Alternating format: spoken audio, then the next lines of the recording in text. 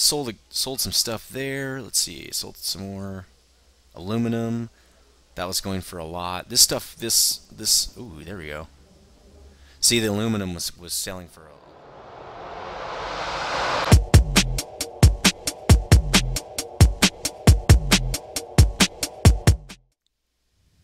Hey everybody, welcome back to dungeongurunet. This is Nethervoid, also known as John, and today I'm doing another Star Wars The Old Republic, and today I'm going to talk about making as much money as you can off your first character and 3 crafting, mainly three crew skills you're going to need to do that, and let's just get right into it. The main 3 skills I think you need to pick up for crew skills are Bioanalysis, Scavenging, and Slicing, and that is because the whole goal of this approach is to pick up as many nodes off the ground as we can while we're doing our questing, because while you can send these guys out on missions, it costs money to send them out. Like, you might only get 2 or 3 items to sell off this 255 credit mission and really not get much out of it, if anything, really. But picking up stuff off the ground, you can sell it right onto the auction house and also gain skill in that crew skill. And so that's the approach here, is just while we're cruising along, we're going to collect as much stuff off the ground as possible, and that's why we've picked up all 3 of these skills here. So there is one other crew skill you can pick up that does have nodes on the ground, and that's archaeology. The reason I went with bioanalysis and scavenging here is because you'll come across strong creatures for bioanalysis and strong droids for scavenging that once you kill them, as you're seeing me do right here, you can harvest their body for additional materials to sell in the auction house and just make more money. The whole point of this is to make as much money as possible, and a lot of that is because you're going to need that money for, at level 25, you're going to need about 48,000 approximately to get your speeder skill and a speeder, and here we go, here's another one, here's another node, this is for scavenging. Well, that's the only node I've shown you so far. But at level 40, you're going to need about 340,000, I've heard, to get the next crew skill, or the next skill and the next speeder. And I've really heard a lot of people say that you do need that for level 50, but you know, I can't confirm that because I'm not level 50. So as you can see, another thing that's different from WoW here is even though I have 3 skills that have nodes all over the place, my minimap shows nodes for all of my skills. And slicing's not on here, but if it was, you would see it. Now, there are a lot of nodes everywhere, and this is how you can make a gang of money doing this, is everywhere you go there's tons of nodes, and actually I spend a lot of time just gathering. But it's definitely worth it. So the different things you're going to get are, the bioanalysis feeds materials into biochem, and that's one of the most proliferated crew skills that all the players are ranking up right now. Especially raiders are going to be putting a lot of money into the materials for that skill. So you're going to be able to sell a lot of these on the auction house. Scavenging feeds, as far as I know, blaster creation, and I think armor tech, although I'm not positive on that one because I don't do a lot of crafting. I do mainly gathering skills. But this one sells really well in the auction house as well. It does outsell archaeology in my experience, and also you get a lot more materials just by harvesting droids, as well as picking stuff up off the ground. Slicing is really a great one because you can just pick up the nodes off the ground, and there are credit boxes you just open and you get credits right there. You don't have to sell anything. You can also, once you rank this up high enough, you'll be able to get augments, as you can see here. You can pick up augments that go into the implants. As far as I know, only the implants right now, but that's going to be great for higher levels too. You can also sell that down the road. But for right now, it's all about credit earning. So that's pretty much it for what crew skills you're going to need. Let's see what you can also. A lot of people say you can make money off crafted items, and you can if you had like biochem instead. You could sell the potions or whatever. But the problem is the demand for those is not as high as demand for materials, and that is what. I mean, if you spent any time in WoW, you already know that the demand for the materials far outpaces the demand for the actual items that are crafted, and that's because in these games the dropped items are usually better than crafted, and also there's just people power level up crafting skills, and they want to get all that stuff off the auction house. They don't want to level up a gathering skill at the same time because it takes a long time. So what you're going to do is capitalize on that and sell a gang load of this stuff on the auction house. So once you've gone around and gathered up all kinds of crap like you see here, what you're going to do is you're going to make an auction house character. I called mine Auction Mule. It doesn't really matter what you call it. And just run that guy straight from the newbie area right up to the fleet the Imperial fleet for Imperial, and I don't really know what it is for Republic, so you know where it is. Mainly, they need access to the international, or to the galactic trade, and hopefully right next to a mail. So you're going to mail all these materials you've gathered up to that auction house mill, and you're going to sell it with that auction house mill. What that does is keeps you from taking this guy back and forth to that stupid exchange, and lets you offload this crap out of your inventory as much as possible, because it does fill up the inventory a lot, especially with two gathering skills, with also being able to harvest dead bodies. This stuff piles up really fast, so you're going to want to offload it a lot at every mailbox you go to. Just offload everything you've got to your auction character. So I'm going to be right back on my auction character, and we'll show you the second part of this process. So here I am back on my auction house character. This is just a level 2 Sith warrior. I just ran it up from the newbie area, and I really just wanted to get her access to the Galactic Market there, and you can see a mailbox is nearby, which is great. So I've sent myself a bunch of crap, and now I'm going to go get it. Oh, transaction complete. This is when I don't want to skip ahead. We'll talk about that in a minute. I don't have that stuff yet. Well, it doesn't really matter because I have some stuff on me. So you're gonna have to wait a little bit. I don't think that it's very much lag. I've never seen any kind of lag. Usually, I can go right to my other character and get the stuff, but it doesn't really matter. I've got a bunch of stuff I can already sell, as you can see here. So what you want to do is, one thing that's different if you played WoW is when you put up an auction, and when you put up an auction, you don't lose the deposit that you put up. WoW would eat your deposit, and that's how they kind of kept people from just throwing up auctions for just ridiculous, stupid things. But in this game, don't worry about losing your auction. If there happens to be kind of a lot of supply, you're going to get your deposit back, so you don't have to worry about it. So let's sell some of this aluminum. It sells really well, and here's how we're going to do it. You open up the Galactic Trade here on buy, and you're going to look at what we're doing here is we're looking up the price.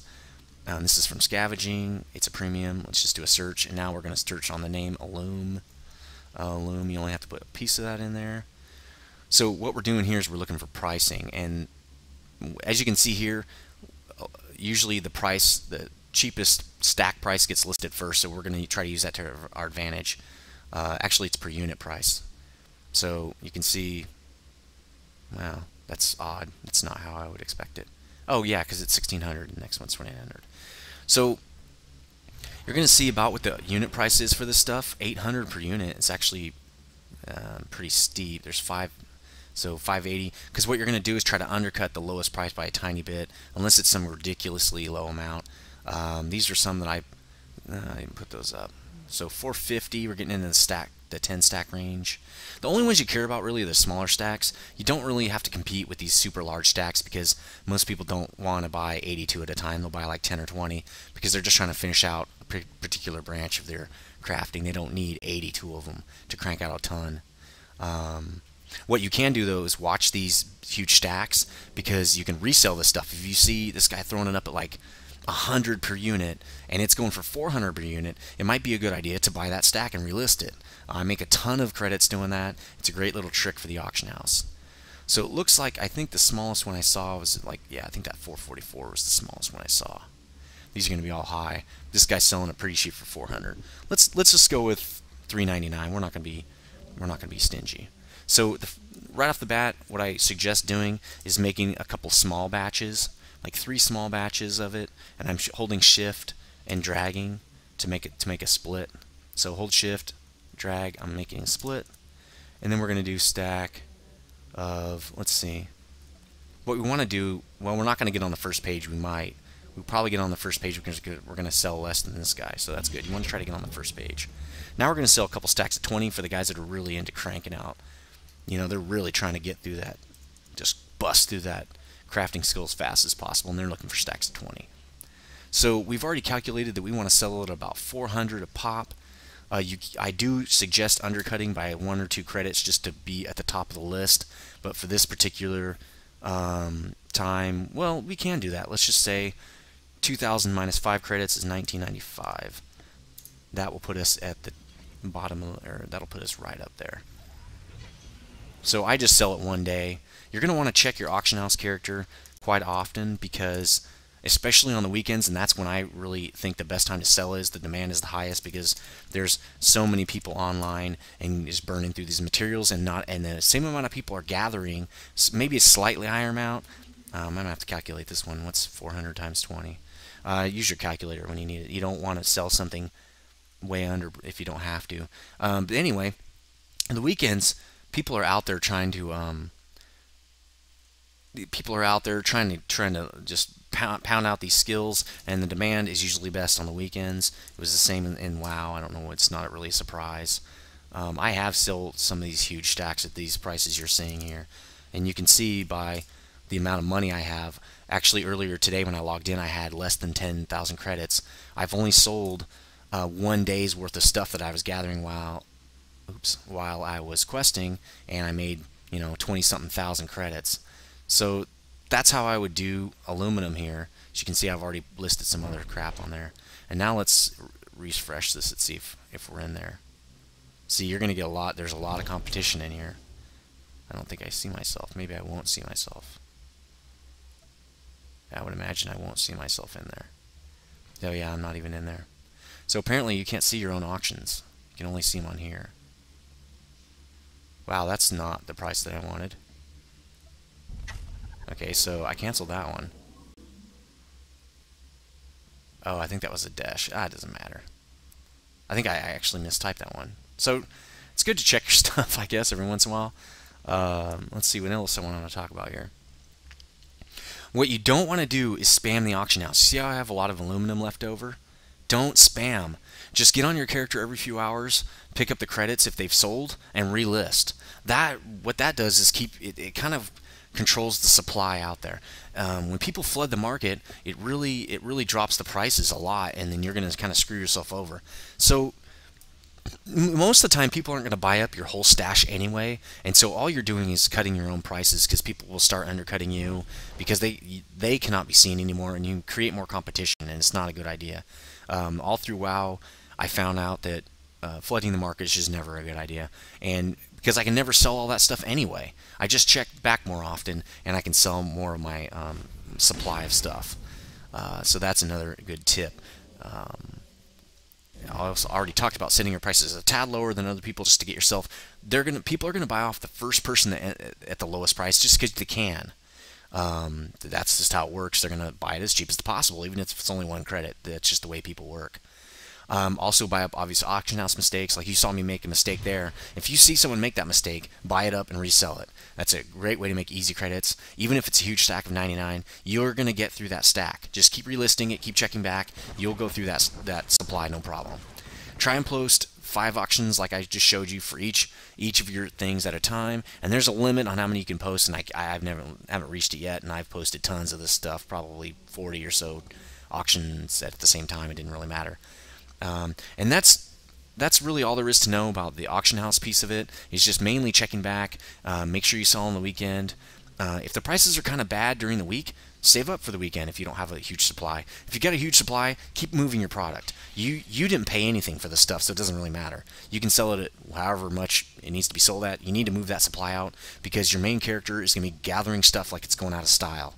Your main character is going to be flooding you with stuff to sell in the auction house. So now I've talked about mainly my money making guide is about these crew skills, about the gathering skills and stuff, and how to sell stuff, how to sell it on an auction house. But the other one that's kind of an easy way to make money is to do the PvP daily. The PvP daily, you do have to, you pick it up. Actually, I'll show you. I'll be right back because I have to run across the fleet to show you that piece of it. So here I am back at one of these mission terminals, and I can't show you the actual quests because this character is only level 2. It's my auction mule, but this is where you pick up. There's 2 daily missions that you should pick up. They give you tons of credits and stuff. Is the daily flashpoint, which you should be doing that probably anyway to get great gear, to learn the flashpoints, learn your character, learn how to fight in a group, and also because you get that big bonus at the end doing the daily. There's also a PvP daily. You get a really insane amount of credits for doing PvP. It's one 10-minute match or 15-minute match. I mean, you do have to win to get the bonus, the daily for PvP, but it's definitely worth it. You get like, it makes basically you make triple off of that PvP match that you would if you just did the PvP by itself.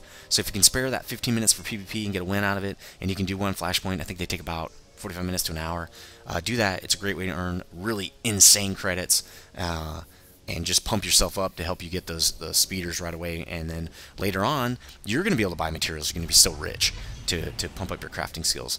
So another thing, though, here's another thing to know. It's great to make all those credits. Don't blow credits on random junk that you don't need. excuse me, don't go to the auction house and buy up gear that's 3,000 or 4,000 for an implant, all that crap. You don't need that stuff. You're going to get plenty of stuff from questing. You're going to get plenty of gear that you need to quest up and do these regular flashpoints and stuff. You don't need that stuff. Later on, when you're grinding for gear, you can worry more about your gear. Don't worry about it when you're questing. Don't spend a lot of money on it. The only thing you should be spending money on is your speeder, your skills, and that's really it. By the time you hit level 50, you should have enough money saved up to grind up any kind of crafting skill you could need, and hopefully you're going to have enough crafting. You're going to have enough gathering skills. You can go around and gather a whole bunch of stuff if you want to like level up biochem or something like that. So anyway, that's been my credit earning guide for your main character, your first character in Star Wars. Let me know what you think. Let me know what your experiences are with credit making. Any other tips you can give us would be awesome. And if you do give us some tips, I'll show them right here. Great tips. I'm going to be putting up in annotations so that everybody knows about it. I'm going to give you credit for it. So thanks. Please like and favorite if you like this video, and let me know what you think. And see you guys next time.